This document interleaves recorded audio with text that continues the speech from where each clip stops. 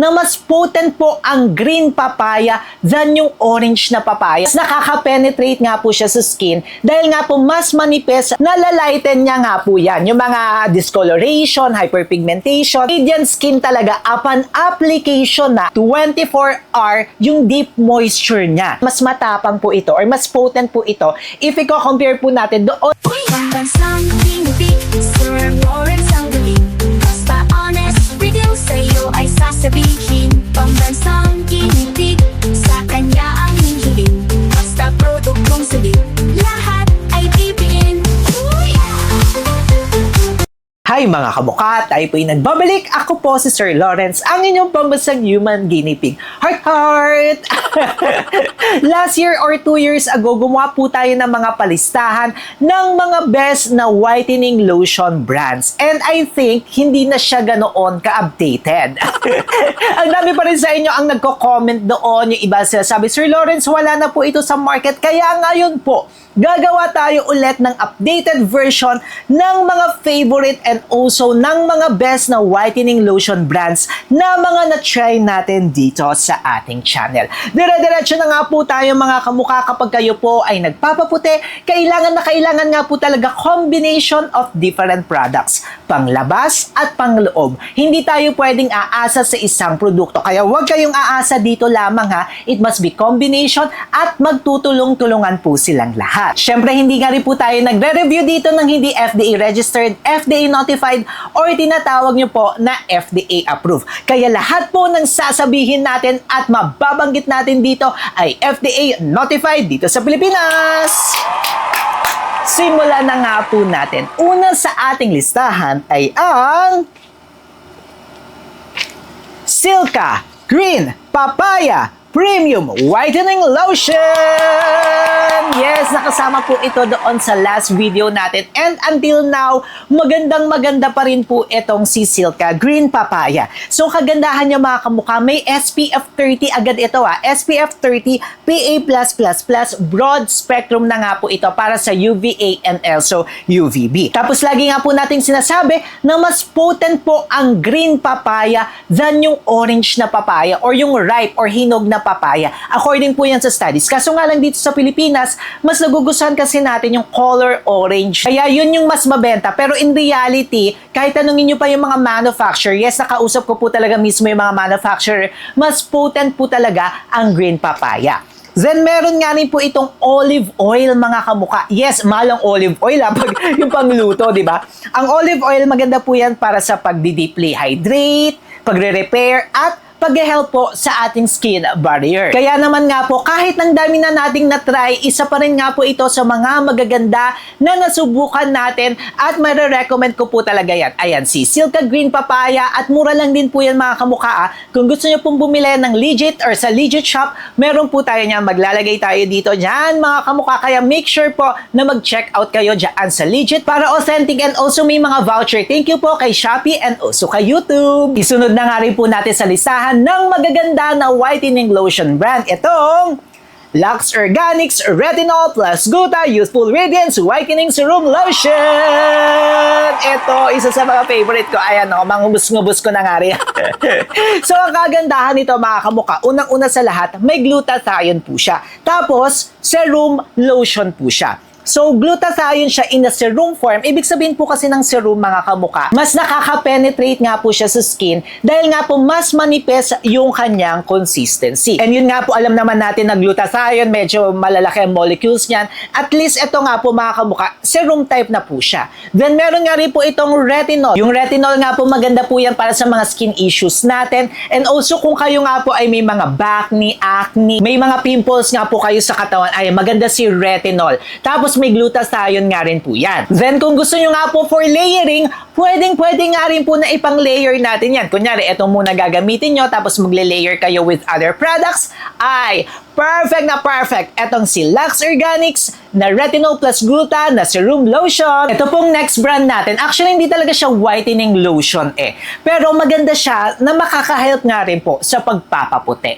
At syempre sa may mga melasma, hyperpigmentation, naku po, magugustuhan nyo to. Ito po ang Kagayaku Alpha Arbutin! Alam nyo, na-review natin ito at tuwang-tuwa ako dito mga kamuka. And yes, until now, ginagamit ko po siya. Nile-layer ko nga po ito. Again, ang Alpha Arbutin mga kamuka is maganda po yan kung may mga melasma kayo. Kasi according nga po sa studies, nalalighten niya nga po yan. Yung mga discoloration, hyperpigmentation, tapos lotion type nga rin po siya. Pero ako, sinasuggest ko na sa gabi nyo na lang po ito gamitin, lalo na kung hindi kayo mag-SPF sa umaga. Then, i-layer nyo na lang po ito with your other lotion. Ay, tapos kung gusto nyo po na magpaputi, pwede siya mga kamuka. Kaya nagustuhan ko talaga to, yung Alpha Arbutin ng Kagayaku. Ayan na, ipang-layer nyo siya, huwag nyo siyang gagamitin alone mga kamuka kasi very drying talaga siya. And also, yung mga Alpha Arbutin talaga, drying naman talaga yan sa skin. Kaya make sure na ili-layer nyo po siya. Pero ako, favorite ko nga po yan. Ayan, oh. Gumagamit tayo nito mga kamuka. And ito pong kay Miss Rosmar ha, maraming pumipeke ng products niya. Kaya make sure na bibili kayo sa legit shop. At ayan, maglalagay tayo dyan from official shop talaga yan ni Miss Rosmar. Kaya ayan, ilagay nyo yan dyan. Pindutin nyo yan. Tapos diretso Shopee, diretso checkout. Ayan, Kagayaku na Alpha Arbutin. Isunod na nga rin po natin sa listahan. At ito, isa pa sa favorite ko. Nile-layer ko to doon sa Kagayaku na Alpha Arbutin. Walang iba kundi ang Nivea Extra Bright! Eto siya mga kamuka. Nakakadalawa na ako. Ubus na itong isa. Ayan, kita nyo na mawala yan. Eto na yung pangalawa natin. Ang ganda talaga nito mga kamuka. Na-review ko na rin to ha. May separate video tayo. Itong Nivea, magaganda yung products nila ha. Ang ganda rin ng claim nila na radiant skin talaga upon application na. Upon application, magiging radiant daw yung ating skin. And then, ito pa yung kagandahan niya. 24-hour yung deep moisture niya. Yes, 24 hours. Ibig sabihin mga kamuka, perfect na perfect talaga. Ito, tsaka yung Kagayaku, kasi itong Kagayaku na Alpha Arbutin, drying siya, tapos ito, nakaka-hydrate ng skin. Kaya favorite na favorite ko po sila na pinaghahalo or pinagsasamang dalawa, pinagle-layer. So, ganyan po magpaputi mga kamuka. Hindi yung isa-isang brand lang ang gagamitin nyo. Tapos sasabihin nyo, pumuti kayo, nakakaloka kayo. Walang ganun mga kamuka. Sa tagal ko nang nagre-review, hindi pwedeng isang product lang. Tapos ito nga pong kay Nivea, organic yung kanila mga ginamit na pagpapaputi. Mga fruits, mga vegetables, may mga lemon, pomegranate, mga ganyan siya. So, hindi siya chemical, yung nakagandahan niya. Tapos may SPF 15 PA+ na nga rin po ito, na maganda na nga po yan kung kayo ay lalabas. Pero kailangan pa rin ng mas mataas na SPF. Tapos 40 times yung vitamin C niya. Kasi yun nga po, yung mga ginamit nga po nila dito na mga fruits ay talaga namang napakarami. Sinabi natin yon yung 40 times na yan. Doon sa separate review natin. At ayan, ang ganda niya mga kamuka. Favorite din natin ito. Kasama nga rin po sa ating listahan ng mga best na whitening lotion brand na na-try natin. Itong Miss Chung na 10 times whitening serum lotion.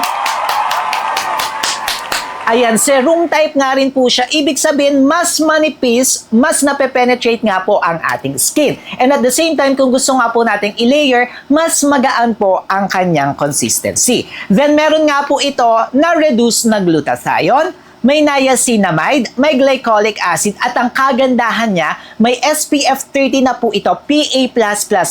Broad spectrum na nga rin po yan, lumalaban sa UVA and then UVB. Kung gusto nyo yan mga kamuka, maganda rin ito. Para siyang yung kay Lux Organics, para siyang ito, pero isa pa siya na local brand. Tapos nung tinry nga po natin siya, manipis, magaan, and then no instant whitening siya, pero may konting brightening. So kung gusto nyo po ng ganon, yung wala talagang instant whitening na nagaganap, kasi depende nga po siya sa pangangailangan at kagustuhan nyo. Kung ayaw nyo po na may mga instant whitening, instant brightening, mas magugustuhan nyo po itong kay Miss Chung na 10 times na whitening serum lotion. Hindi nga rin po magpapahuli sa mga na-try natin ng whitening lotion brand at naging favorite natin, nagandahan tayong itong kay Kojie-san na Kojie-san plus Vitamin C Lotion.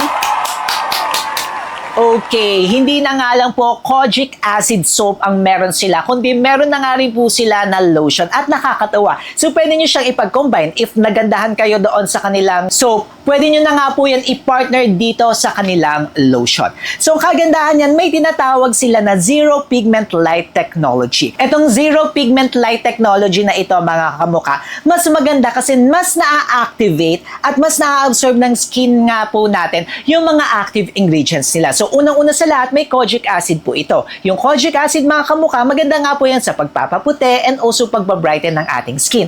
Maganda nga rin po ang kojic acid para sa may mga melasma, hyperpigmentation, and also para po sa may mga discoloration ng kanilang skin. Pero yun nga po, medyo drying ang kojic acid. Kaya may mga kamukha po tayo na ayaw ang kojic acid. So, depende na nga lang po yan sa inyo. Plus, may vitamin C nga rin po ito na maganda talaga sa mga discoloration, melasma, hyperpigmentation. So, I think ito po ay nandito sa side na mas matapang po ito or mas potent po ito if i-compare po natin doon sa mga iba pa nating nabanggit na mga brand. So, kung mas marami nga po kayong skin concern, may mga melasma, may mga hyperpigmentation, discoloration kayo, mas mapipili nyo po ito eh. Pero sa may mga aging skin, again, careful po tayo kasi ito nga po ay medyo drying. Though lightweight nga po siya, pero may mapifeel talaga kayo ng konting dryness dyan mga kamuka, lalo na po kung aging ang inyong skin. Tapos ang isa pa po sa downside niya is yung citrusy scent niya na medyo nag-aamoy putok-putok na nga. Katulad yung sinabi ko sa video. Pero ako naman, na-survive ko siya mga kamukha. Naging favorite ko nga po yan, naubos ko yan. Kaya wala na nga po tayong hawak. Hindi na nga lang po ako ulit nakabili. Pero ayan, nagandahan tayo dyan. And kung gusto nyo nga pong bumili, meron tayo niyan dyan sa ating ayan basket. I-add to cart nyo na lang yan. Diretso check out sa Shopee. And maraming salamat kay YouTube and Shopee. Kayo mga kamukha, anong favorite na lotion brand nyo? Ako ayun, no? Yan yung ginagamit natin ngayon. Anong favorite na lotion brand nyo? Magkwentuhan tayo dyan sa baba para matry ko nga rin po yung mga favorite nyo. At syempre kung may mga gusto pa nga po kayong ipa-review sa atin, mag-comment kayo dyan sa baba. At magkwentuhan nga po tayo. May susunod po tayong video dito. Ayan, no? Kung gusto nyo mapanood yung video na yan, kung nagpapaputi kayo, kailangan nyo yung panoorin. Syempre, mag-subscribe na rin nga po kayo kay Sir Lawrence. Paano ba yung mga kamukha? Magkita-kita po tayo sa susunod nating video. Until our next one po, click nyo na to para hindi nyo ko ma-miss.